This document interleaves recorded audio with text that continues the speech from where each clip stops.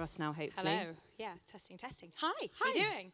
Thanks for joining us in this incredibly hot afternoon. And if you've come just to see us, we're really grateful, and maybe you were just glued to your seat from the previous session, from the heat.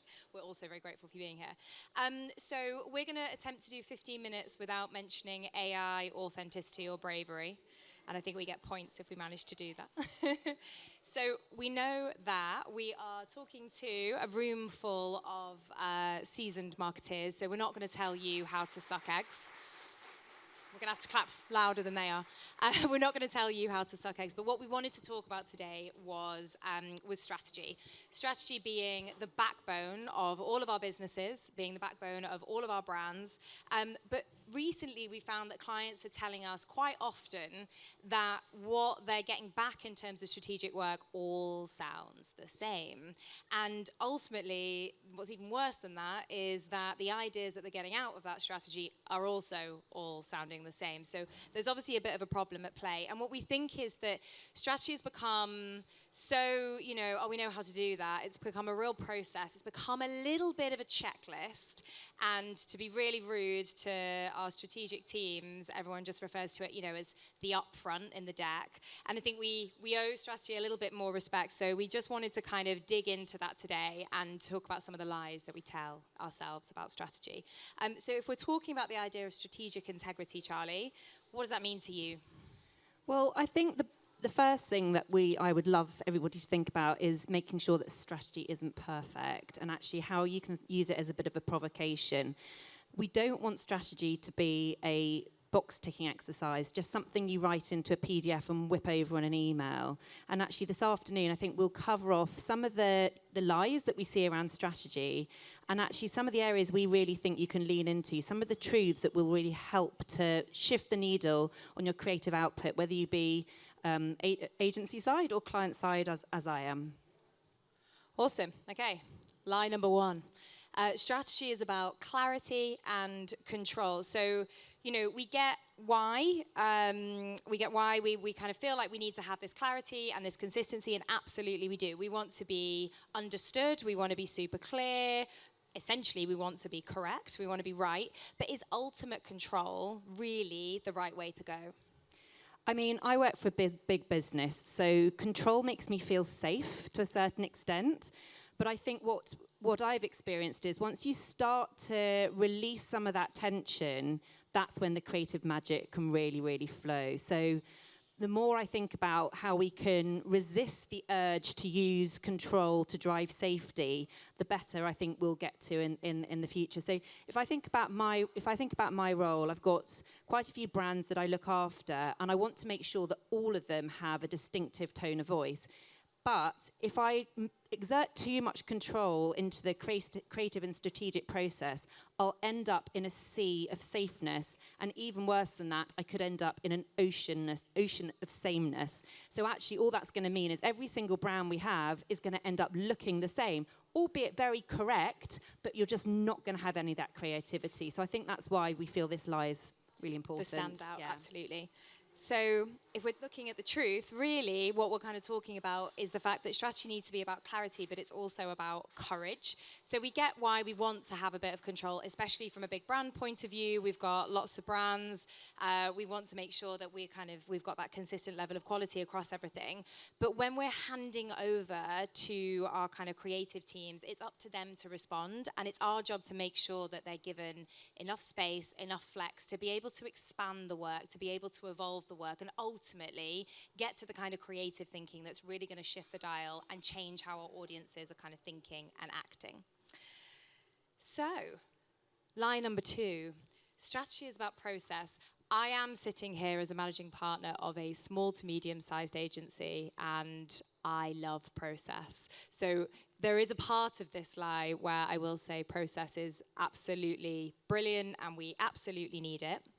But at the end of the day, it can't be everything. And I think maybe where we've tried to create too much process, we've done it to the point at which we're actually creating predictability. We're going through the same motion on the same journey in the same direction, and we're ending up in, surprisingly, the same place. Yeah, I mean, I agree. For any of my team who are in here, hi guys, they also know that I love process. I think it's what you need to really be able to get from A to Z. But at the same time, you need to make sure it's not suffocating. So that is really key when we think about strategy and process. For everybody in this room, it'll you know what the work that we do. It's all about hard and soft. It's all about art and science, and having too much process can really stifle that. And I think it's the art and science part, isn't it? Art, by its very nature, much kind of messier. I'm sure science gets a bit messy too, but it is messier. And essentially, what we're always saying to our team is, and we've had clients over the years, and I'm sure there are some of those clients in this room, where they're like, look, I'm not a strategy person. I just want ideas. Just bring me big ideas, big thinking. And what we're always trying to educate them on is that strategy is creative. Strategy is the very first creative act that you are taking.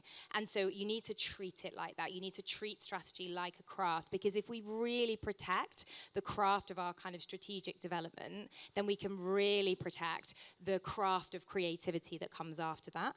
And so it's really, really important to remember that. So when you're kind of working at pace and, within the confines of like those existing processes, and we understand why big brands need to have them, they're trying to make sure that there is a level of consistency, that we're getting, the right quality of work, that everybody understands where they stand. But when you have teams who are kind of working within the confines of that process, what do you say to them to kind of maintain that craft? Yeah, I mean, craft isn't just about starting and finishing something. With any story, it will have a start, a middle, and an end. And I think you can apply the same thinking to actually strategy as an iterative process throughout any creative campaign or any sort of platform expansion.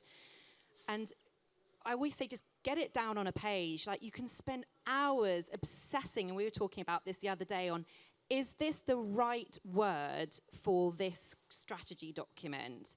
And ultimately, is any consumer going to say, I'm not going to buy your brand because I think that you were trying to inspire me to do something rather than ignite me to do something? Like, there's so much, we spend so much time really obsessing in these things. Much better to really think about how you can get something down.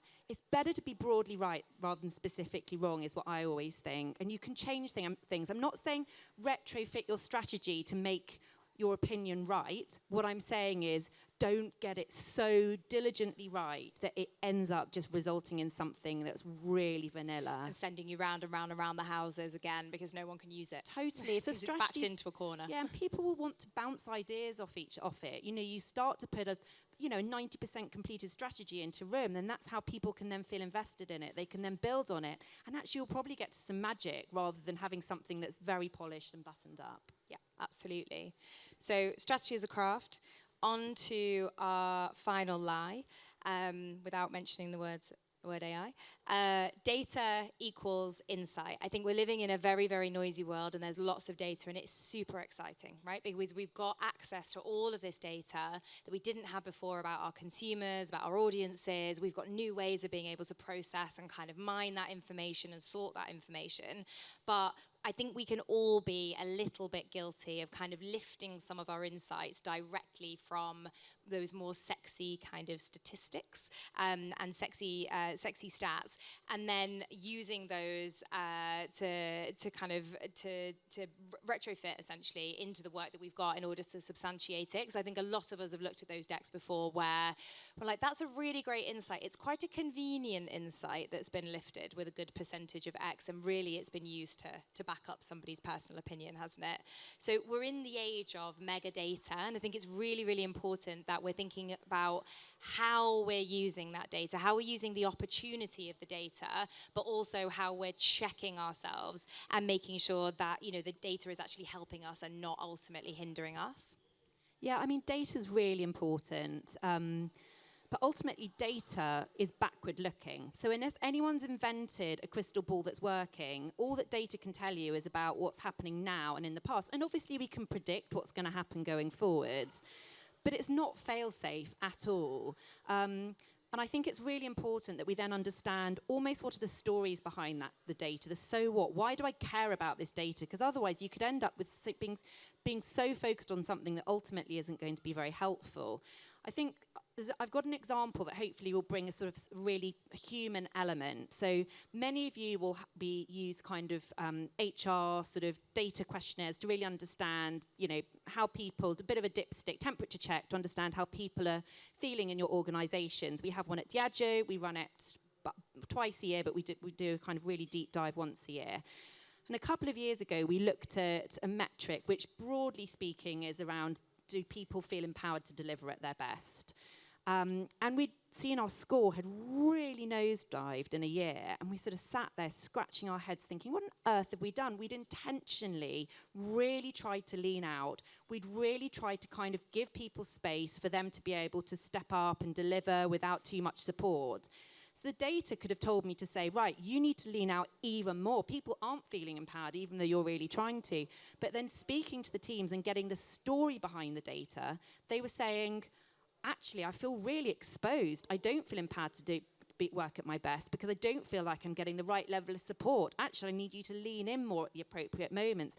So I think that's just a really human example of how, on the face of things, I could have just, and the wider team could have gone, right, see you on Friday, good luck. But actually, that was not what the team was saying. So I think if you think about the same thing around data, what's the story behind the data that you can see? And try not to use data like a comfort blanket, or at worst, as a weapon. Justify your opinion because you found a random piece of data that's really helpful. I'm sure all of you have experienced this, but data should be a real support, not something that you use as a baseball bat. Yeah, we have a good process of try and Google the opposite stat, because if it exists, then you're just going to get into a stat battle with a partner agency.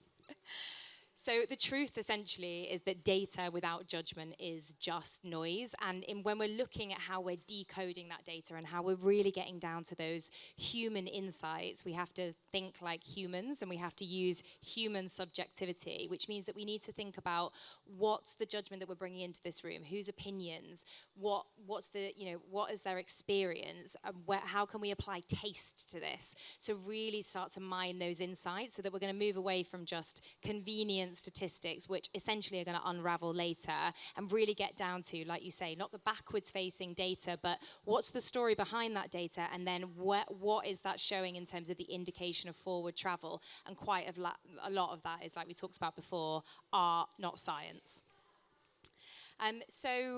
Understanding that then, how do you think we can better approach kind of how we're working and looking at that strategic development in a more impactful way? Yeah, I mean, I think it's probably the people, the team that you can put around it. As a client, we've got some amazing brains in our business, but actually then being able to partner with agencies who can hold a healthy amount of tension is always really important. Sort of working on the work together and making sure that you're bringing in those diverse views. I can't go into a pub like a normal person. My husband will vouch for this, but it also means that I know so much about my brand. Sometimes I cannot see the wood for the trees. So actually, that's where people who are a bit more, on the periphery, but still care about our brands, but actually will see things with a fresh point of view, I think is really important. And testing that out, really understanding. But ultimately, if the strategy isn't delivering great creative work, then your strategy is probably not right, and it's probably time to trying to relook at it together. And being humble about that as well, and saying, okay, we've gone slightly wrong here. I think also on that cross-functional thing is really interesting, because having worked with Diageo for a few years, sometimes we get to some really interesting unlocks when we're talking to the trade, we're talking to bartenders, we're talking to people who work in sales and know strategy. It sits with the planners and it sits with the strategists, but actually really good strategists are curious. They want to know what everyone's opinions are, and they want to mine as much as they can from the people on the ground, because that's where you'll find that really interesting little nugget. And again, that goes back to kind of human experience and human subjectivity.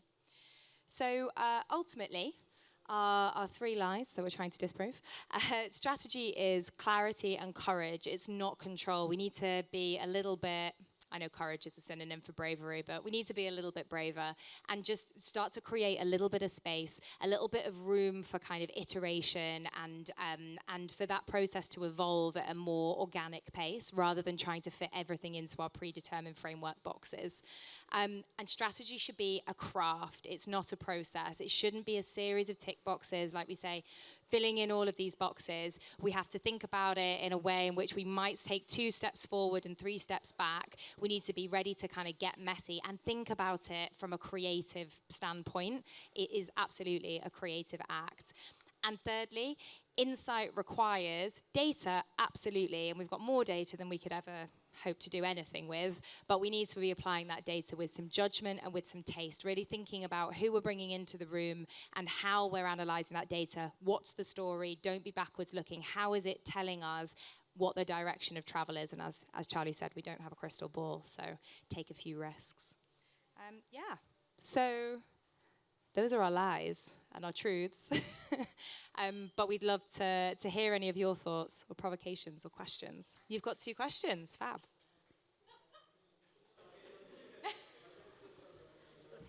I need my glasses on to read them, though. That's absolutely From Sophie Munton, what questions can we ask our strategy team to unlock control? Do you want me to take that? I can take that. To unlock control, I think, ask yourself, okay, how would I usually do this? And then completely challenge yourself and say, okay, can I try doing this in a completely different way? So, we all have our models, we all have our systems, we all have our ways of working.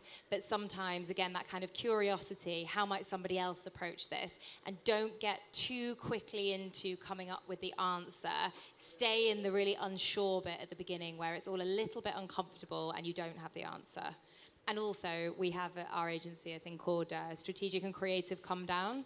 If you think you've nailed it, you have to go home and you have to go to bed and you have to have had an argument with yourself in the shower. And if you come in the next day and you're still absolutely, that's the answer, then we'll put it in the deck. We'll put it on the slide. I also think the point you made around strategy being fueled from unexpected places is also probably a key point in here as well. So think, depending on the organisation or the brands that you look after, think about maybe somewhere that you can get more of this sort of on your feet, real life experience. Like the people who are selling your products or the people who are interacting with your products are not going to sugarcoat things. So actually that can be a really scary way of letting go of control, because you'll get some truths, hard truths maybe sometimes.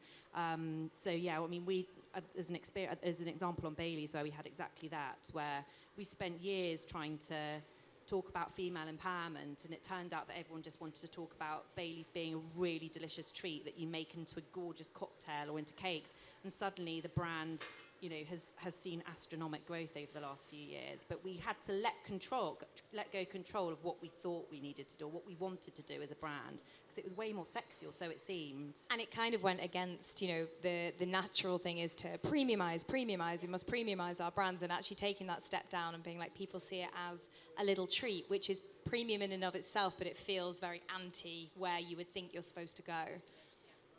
I got one more from Jasmine Ahmed. As a strategist that also loves the process, what are the practical examples of blending art and science to remove predictability? Oh, I think trying somebody else's process, definitely, which I know is kind of me repeating my answer. I think also chatting to other strategists who do things in a very different way to you, and different types of strategists. So, these days we all split ourselves into camps, and we have brand strategists over here and cultural strategists over here, and try and work with people outside of your usual kind of comfort zone, see how they're approaching a problem. Also, sometimes bring creative in earlier. Like, don't treat it as these two silos. You've got to solve a problem over here strategically, and then we'll give you this, and then you'll come up with ideas off the back of it. Sometimes having those early conversations where you're bringing everybody in together, and like you say, different kind of diversity of thought, can really fuck with the process a bit, which is nice, and it feels like you shouldn't be doing it, but actually sometimes it can give you some really great nuggets. I also think you could really embrace scrappy strategy. Get it down so it's down and dirty. Yeah, get it down so it's broadly right, but don't get it down so it's perfect. So I think that's the way that you can ignore the process a little bit, and then work out what you need to do to course correct as you go along like the journey. Say, not obsessing about the semantics and the little word and getting everything perfect and having 6 rounds of feedback. Get it down and dirty, and then see if it works. Can we get something out of this? Yep. Is there going to be a really great output? And if there is, brilliant, we can go back and finesse. Excellent, thank you. And we are out of time, so can we give these wonderful women a round of applause?